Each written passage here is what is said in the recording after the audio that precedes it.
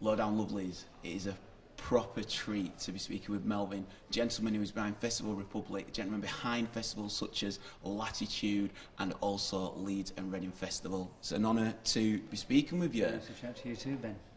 You know, first and foremost, so many questions I want to ask you. I've been an attendee of Leeds Fest for so many years, and the criteria and the level of bands that you seem to select just always ticks, and it's always on point. Now, I'd like to ask you, do you feel that the field of headliners is getting quite saturated? No, I don't think so. I mean, you know, there's a lot of festivals, so you know, there's a lot of festival headliners needed in a way. But somehow, you know, with the festivals that I've got, we seem to get away with it. We seem to find the acts, and I think the strength of the festivals really are a testament to the acts that come through. And you know, we very often have acts that otherwise would be playing stadiums. You know, the Red Hot Chili Peppers, for instance, could very, very comfortably be doing the stadium shows. But the festivals, big festivals like Leeds and Reading, give them the opportunity to play to new fans, because the people that go to festivals are not just single headline fans. So it gives them an opportunity to play in front of fans that they wouldn't necessarily be playing in front of, as well as their core fans. And they quite like that, actually, yeah. I can imagine, because obviously, as you say, the multitude of bands, the reasons why people go to festivals, but the joy of any festival is to discover that band that you may not have heard of and leave knowing a new band. The reason I posed the question about the headline one, though, is that this year, with Disclosure and Falls, it seems that you're bringing headline artists through. And is that something that is quite important to the festival trend as well? Yeah, of course. I mean, you know, I think certainly for me as a festival promoter and producer for a long, long time, you know, you have to be, well, you have to love the music, and to be honest, if you don't like Foals and Disclosure, you might as well go and shut yourself in your bedroom, I think, and give up, really. You know, they are two of my favourite acts at the moment, there's no question about it. And, you know, Foals have been around a lot longer, and I've been championing them for a long time. You know, they made their first headline performance at Latitude Which Festival. I was fortunate to be at, and that was sensational. And that was sensational, and they're a sensational act. And you know, they played a secret show here at Leeds and at Reading last year. Again, fantastic. For you know, Yanis and the lads that will play here this year on the main stage as headliners, trust me, it'll be very special for them, and they've worked at it. And the Disclosure Boys, they've become a phenomenon. I mean, you know, I saw them in Dublin last month. The show is extraordinary, and they're the two brothers that are stood behind the decks, and in a way it's the simplest thing in the world, but you know what? Capturing and holding an audience with the simplest thing in the world is really hard work. It's more difficult than the more complicated thing in lots of ways. The show's amazing. It's absolutely stunning, and in itself is worth the ticket. And I can feel now from your passion, just how you're speaking, you're definitely still involved and engrossed with the acts that you're booking. You've been in the game for so long. Is it what fuels the ambition still? Well, the music is really what fuels it. I mean, it's not an ambition, it's just a desire in a way. I'm really clear, music gets better. I don't think I've seen the best band I'll ever see. I think the best band I will ever see is still to come. And, you know, I tell you what, come, you know, the end of this month, I'll be saying to people, Foals, Disclosure, that was the best thing I've ever seen.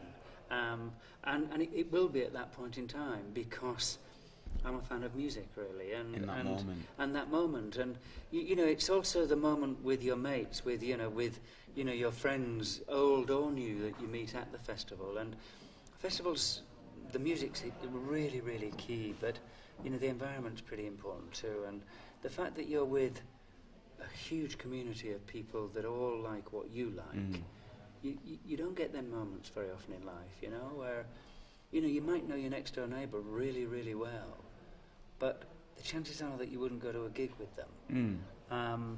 And being in a tent and waking up with the next door neighbour in the tent, knowing that they're going to go to the same gig as you, it becomes a really special community. That's really why I love the festivals in a way. And with me being always at Leeds Fest, what's the difference between the Leeds and the Reading crowds?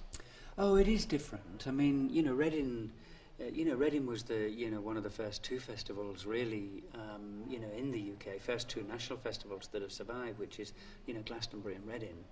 And Reading's been a national festival, and of course it's where all the record companies focus all their attention and all the liggers focus all their attention.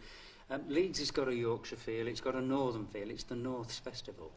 And for me, I always have that sort of thing where when I'm driving up the M1 and I get to Woodall Services, I sort of feel that I'm home then, that anything can go wrong and somebody will look after me.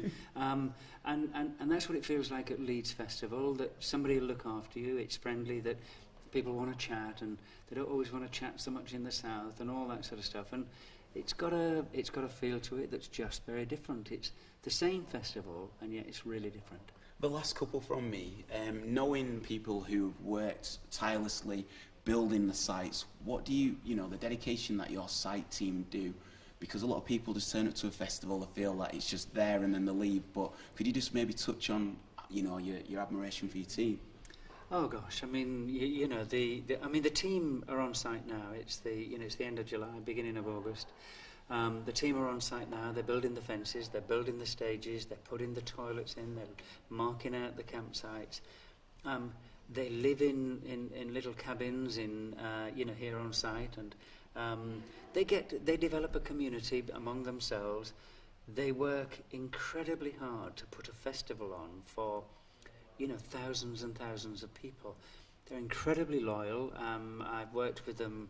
They work with me, year in, year out.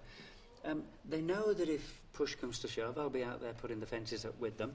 I don't stand on ceremony in that sense. It's like it's not their job, it's our job, and we all pull in the same direction. And when you've got a team of people pulling in the same direction as you're building something special, and that's what Leeds Festival is. And finally, the one from me to ask is, bringing it full circle with the headline question that I asked earlier, what are you doing to plan for future headliners, and is there any exclusives which you might be able to let us know? Well, the only exclusive I could tell you is that there will be headliners next year. That is an exclusive. I mean, we work hard, obviously. We at this point in time, what we're really trying to do is secure, particularly that big international headliner, the way that the Red Hot Chili Peppers are, the world headliner as such. And, I was able to take a call at 10 to 11 last night from an agent in Los Angeles to ring up very excitedly to tell me that the act that we'd been talking about and talking with to play and headline next year's Leeds and Reading Festival is confirmed. Fantastic news. The day before that we're here, absolutely fantastic news. But we're also looking at what British acts are here, what acts that may be making their first festival headline performance in terms of Leeds and Reading. We're looking across the board at the genres of what acts that will be coming through, and really excited about some of the when you think of the genres that we have, when you think of the dance music that we have, and Disclosure being part of that, in terms of headlining this year. I saw BBK headlining a show down in London last month. Incredible, absolutely incredible. There's a lot to choose from, and you know what, it's all amazing. So aren't I the lucky one? You are indeed, and we are the lucky ones for being the recipients of you bringing it to the great city of Leeds. So thank you for your sterling work over the years, and may it continue forevermore. Thank you very much. Peace.